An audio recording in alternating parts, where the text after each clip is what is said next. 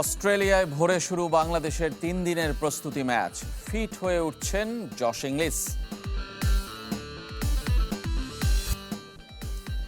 নতুন মোড়কে ঘরোয়া ক্রিকেট ক্যালেন্ডার। বাংলাদেশ ফার্স্ট নামে 3 ফরম্যাটে আসছে ফ্র্যাঞ্চাইজি টুর্নামেন্ট। জরুরি সভায় যোগ দিতে মরক্কোর আঞ্চলিক কার্যালয়ে ফিফা সভাপতি। ইংল্যান্ড ছেড়ে আজারবাইজান পাড়ি জমাচ্ছেন হামজা চৌধুরী।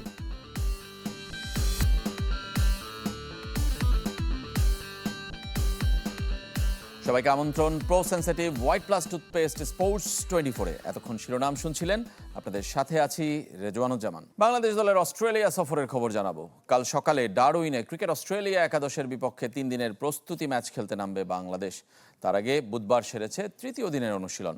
যোগ দিয়েছেন লিটন দাস। প্রস্তুতি ভালো হচ্ছে বলে দাবি করে ম্যাচ খেলার মধ্য দিয়ে কন্ডিশনের সাথে আরও মানিয়ে নেওয়ার লক্ষ্য জানালেন pacer Hasan Mahmud.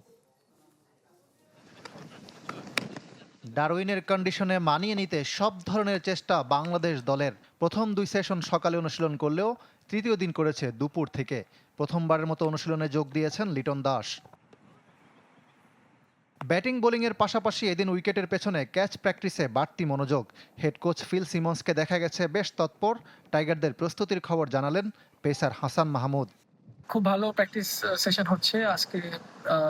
Catch fielding হলো, ব্যাটিং হলো, বোলিং হলো। এরপরে অবশ্যই আমাদের আরো সামনে অনেক টাস্ক আছে এবং অনেক সেশন আছে। এবার ম্যাচ প্র্যাকটিসের পালা। ক্রিকেট অস্ট্রেলিয়া একাদশের মুখোমুখি বাংলাদেশ দল। 3 দিনের ম্যাচে আরও ভালোভাবে নিজেদের মানিয়ে নিতে চায় নাজমুল শান্তর দল। আমার কাছে মনে হয় যে আমাদের যে প্র্যাকটিস গেমটা আছে সেটা অবশ্যই ম্যাচের আগে প্রস্তুতির জন্য খুব ইম্পর্টেন্ট এবং কন্ডিশনের সাথে পিচের সাথে মানিয়ে নেওয়ার জন্য এটা আসলে অনেক কাজে দিবে আমাদের। প্রস্তুতি ম্যাচ শেষে সোমবার থেকে আবারও দলীয় অনুশীলনে ফিরবে বাংলাদেশ। 13ই আগস্ট বৃহস্পতিবার মারারা স্টেডিয়ামে প্রথম টেস্ট। ইকরাম হুসাইন, চ্যানেল 24। এদিকে ব্রিসবেনে বাংলাদেশের বিপক্ষে টেস্ট সিরিজের প্রস্তুতি নিচ্ছে অস্ট্রেলিয়া দল। ইনজুরিতে পেসার মাইকেল নেসার ছিটকে গেলেও জশ ইংলিশকে প্রথম টেস্টে পেতে আশাবাদী কোচ অ্যান্ড্রু ম্যাকডোনাল্ড। এর মাঝে আগামী বছরের ভারত সফরের পরিকল্পনাও জানিয়ে দিলেন অজি কোচ।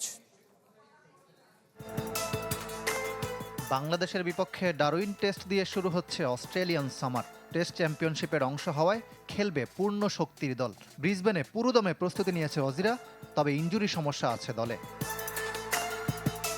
অনুশীলনের 2 দিনে 2 চোটের ঘটনা। জশ ইংলিশের পর আঘাত পেয়েছেন মাইকেল নেসার। জশ ইংলিশকে প্রথম টেস্টে পেতে আশাবাদী অজি কোচ অ্যান্ড্রু ম্যাকডোনাল্ড। তবে পুরো সিরিজ থেকে ছিটকে গেছেন নেসার। অক্টোবরে দক্ষিণ আফ্রিকা সফরের আগে তার ফিট হয়ে ওঠার সম্ভাবনা। যদিও সেরা 4 পেসার প্রস্তুত টাইগারদের কঠিন চ্যালেঞ্জে ফেলতে। ব্রিসবেনে নিজেদের মধ্যে প্রস্তুতি ম্যাচে 10 ওভার করে বল করেছেন স্টার্ক, কামিন্স, হ্যাজেলউড ও বোলান্ড। ব্যাটিংয়ে 50 করে আত্মবিশ্বাসী লেবুশেন ও ওয়েদারাল্ড। প্রস্তুতি ম্যাচে সবাই নিজেদের ফিরে পাওয়ার চেষ্টা করেছে। এটা দারুণ কাজে লাগবে। প্রথম ম্যাচের আগে বেশ কিছুদিন সময় পাবো।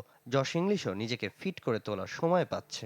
প্রস্তুতি ম্যাচ শেষে গণমাধ্যমের সামনে অবশ্য বাংলাদেশের চেয়ে পরবর্তী সিরিজগুলো নিয়ে বেশি কথা বলতে হয়েছে অজি কোচকে। এর মধ্যে আগামী বছরের বর্ডার গাভাস্কার ট্রফির প্রস্তুতির পরিকল্পনা তুলে ধরেছেন ম্যাকডোনাল্ড। আমরা মনে করি ভারতীয় কন্ডিশনের সাথে মানিয়ে নেওয়ার যথেষ্ট সময় পাবো। কোনো অনুশীলন ম্যাচ খেলবো না, বরং ক্যাম্পের জন্য এমন একটা ভেন্যু বেছে নিব যেখানে প্রথম টেস্টের মতো উইকেট হবে। এদিকে জাতীয় দলে জায়গা করে নিতে বাংলাদেশের বিপক্ষে 3 দিনের প্রস্তুতি ম্যাচকে গুরুত্ব দিচ্ছে অস্ট্রেলিয়ার পাইপলাইনের ক্রিকেটাররা। ইকরাম হুসাইন, চ্যানেল 24। নতুন মোড়কে ঘরোয়া ক্রিকেটের পূর্ণাঙ্গ ক্যালেন্ডার তৈরি করছে বিসিবি। 30 সেপ্টেম্বর থেকে এনসিএল দিয়ে শুরু হবে মৌসুম। বিসিএল এর নাম বদলে বাংলাদেশ ফার্স্ট রাখার প্রস্তাবনা করা হয়েছে। 3 ফরম্যাটের এই টুর্নামেন্ট হবে ফ্র্যাঞ্চাইজি ভিত্তিক। বিপিএল এর সম্ভাবনা কম থাকলেও ডিসেম্বরে স্লট রেখেছে বিসিবি। ঘরোয়া ক্রিকেটকে ঢেলে সাজাতে চায় বিসিবির নতুন কমিটি। কয়েক মাসের পরিকল্পনা ও বিভিন্ন বিভাগের সাথে একের পর এক বৈঠকের পর যার রূপরেখা অনেকটাই চূড়ান্ত হয়েছে। বছরে অন্তত 9 থেকে 10 মাস ক্রিকেট মাঠে রাখার লক্ষ্য। পুরনো লিগ ও টুর্নামেন্ট পাচ্ছে নতুনত্বের ছোঁয়া, পাশাপাশি নতুন সংযোজনও হচ্ছে। 30 সেপ্টেম্বর এনসিএল দিয়ে শুরু হচ্ছে নতুন মৌসুম। প্রথম শ্রেণীর 4 দিনের টুর্নামেন্টের পাশাপাশি এবার ইংলিশ কাউন্টির আদলে মাইনর ক্রিকেট লিগ MCL চালু হবে। মূলত যারা NCL এর দলে সুযোগ পাবে না তাদের জন্য এই মাইনর লিগ। 2 লিগের জন্য 8 ভেন্যুও প্রস্তাবনায় রেখেছে বিসিবি। বন্ধ হয়ে যাচ্ছে NCL T20 ও BCL। 8 বিভাগের পরিবর্তে 6 দল নিয়ে বাংলাদেশ ফার্স্ট নামে T20 4 দিনের ও ওয়ানডে ফরম্যাটে খেলা আয়োজনের পরিকল্পনা বিসিবির। ফ্র্যাঞ্চাইজি ভিত্তিতে হবে এই খেলা। প্রত্যেক ফ্র্যাঞ্চাইজিকে গুনতে হবে 2.5 থেকে 3 কোটি টাকা।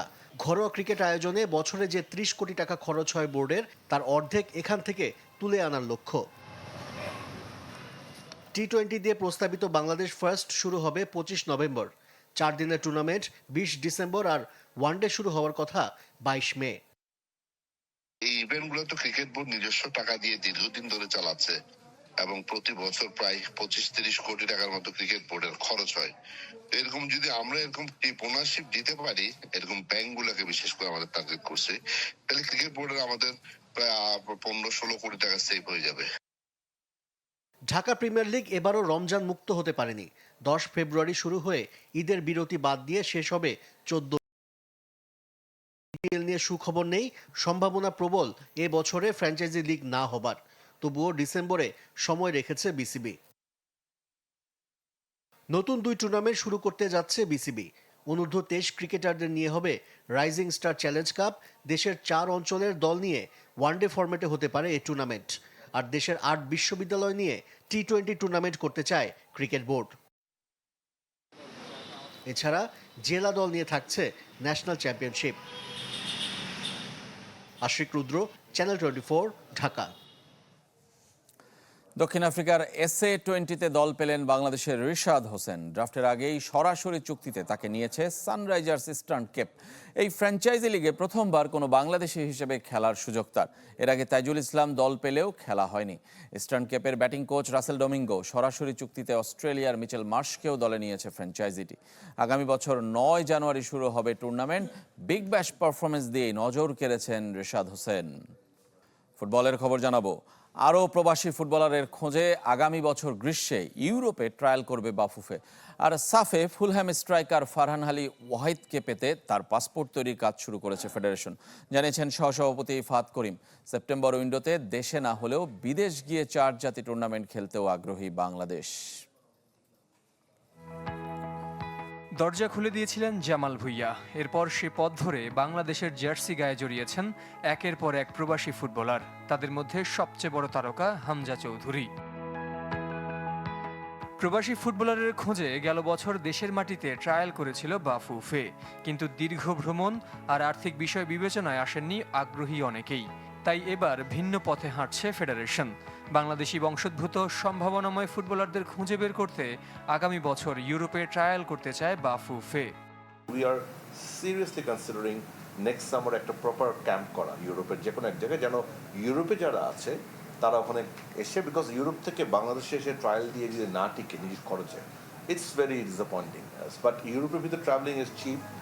তার আগেই আরও 5 প্রবাসী ফুটবলারকে দলে পেতে আশাবাদী ফেডারেশন। এরই মধ্যে শুরু হয়েছে ফুলহ্যাম স্ট্রাইকার ফারহান আলী ওয়াহিদের পাসপোর্টের কাজ।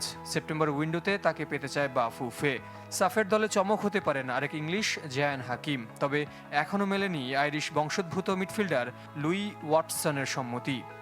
আমরা চেষ্টা করবো ওনাকে এই উইকে লন্ডনে হয়তো পাঠিয়ে ওনার কনসুলেটে ওনার পাসপোর্টের কাজ শুরু করার জন্য বায়োমেট্রিক্সে দেওয়া মূলত। সো ইনশাল্লাহ ফারহান ইজ দেয়ার।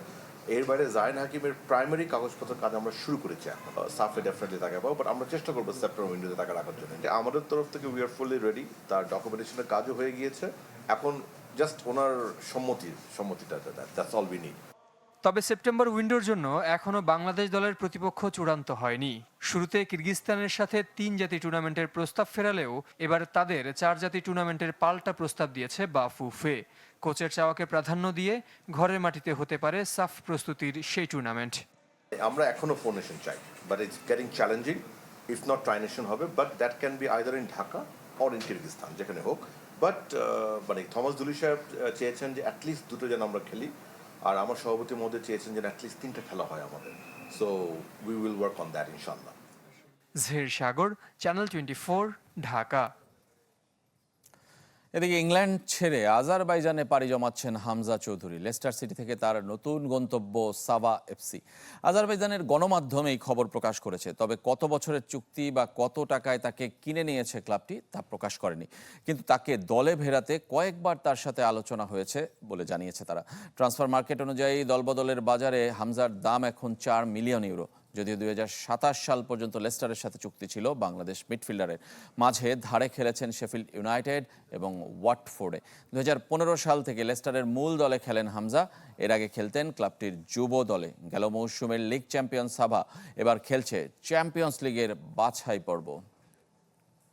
জরুরি নির্বাহী সভায় যোগ দিতে মরক্কোর রাবাতে ফিফার আঞ্চলিক কার্যালয়ে পৌঁছেছেন সভাপতি জিয়ানি ইনফান্তিনো। সেখানে সংস্থার শীর্ষ কর্তাদের সাথে বৈঠক করবেন তিনি। বিশ্বকাপের মালিকানা বিক্রির প্রস্তাব থেকে সরে আসলেও সমালোচকদের থামাতে পারেননি ইনফান্তিনো, বিশেষ করে ইউরোপিয়ান দেশের ফেডারেশনগুলো তার বিপক্ষে, যার ফলে আগামী বছর ফিফা নির্বাচনে বিনা প্রতিদ্বন্দ্বিতায় আবারও নির্বাচিত হওয়ার পথ কঠিন হয়ে উঠেছে। ইতিমধ্যে তার সিদ্ধান্তের বিরুদ্ধে অবস্থান নিয়েছেন আর্সেন ওয়েঙ্গার এবং ফিফার মহাসচিব মাতিয়াস গ্রাফস্টর্ম। আর ইনফান্তিনোর বিরুদ্ধে ব্ল্যাকমেইলের অভিযোগ এনেছেন জর্ডান ফুটবল অ্যাসোসিয়েশনের প্রধান প্রিন্স আলী। আরব কাপের প্রাইজ মানি না পাওয়া আর বিশ্বকাপে অসহযোগিতার দায় দিয়েছেন ফিফার শীর্ষকর্তাকে। সবকিছু নিয়েই আলোচনা হতে পারে এই সভায়। ইউরোপিয়ান দলবদলের খবর জানাবো। সুপার লিগের ক্লাব ট্রাবজনস্পোরের সাথে চুক্তি করতে তুরস্কে এখন মোহাম্মদ সালাহ। বিমানবন্দরে 34 বছর বয়সী সালাহকে দেখা গেছে তার্কিশ ক্লাবটির জার্সি পরা অবস্থায়। এ সময় তাকে অভ্যর্থনা জানাতে কয়েকশো ক্লাব সমর্থক জড়ো হয়েছিলেন। রাস্তার দুপাশেও ফুটবল প্রেমীরা তার নামে স্লোগান তোলেন। গণমাধ্যমের দাবি 2 বছরের জন্য 7 বারের তুরস্ক লিগ চ্যাম্পিয়ন ট্রাবজনস্পোরের সাথে চুক্তি করছেন ইজিপশিয়ান কিং। সবশেষ 2022 সালে 38 বছরের অপেক্ষা ফুরিয়ে জিতেছিল ট্রফি। 2017 সালে রোমা থেকে লিভারপুলে যোগ দিয়েছিলেন মোহাম্মদ সালাহ। বর্তমানে তিনি ফ্রি এজেন্ট। গেল মৌসুমে অল রেডদের হয়ে মাত্র 8 লিগ গোল করেছিলেন সালাহ।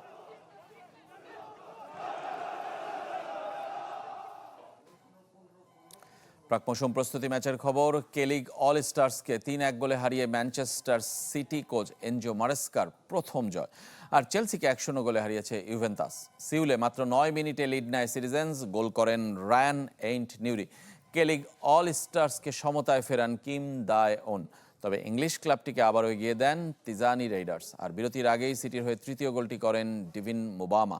দ্বিতীয়ার্ধে সুযোগ তৈরি করলেও কোনো গোল করতে পারেনি দুদল।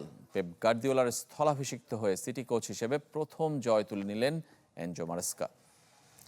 এদিকে হংকংয়ে প্রাক মৌসুম তৃতীয় ম্যাচে ইউভেন্টাসের বিপক্ষে নেমেছিল চেলসি। গোলশূন্য ছিল প্রথমার্ধ। দ্বিতীয়ার্ধের 77 মিনিটে ওল্ড লেডিদের হয়ে ম্যাচের ডেডলক ভাঙেন ইডন জেগ্রোভা, যা ম্যাচের ভাগ্য নির্ধারণ করে দেয়।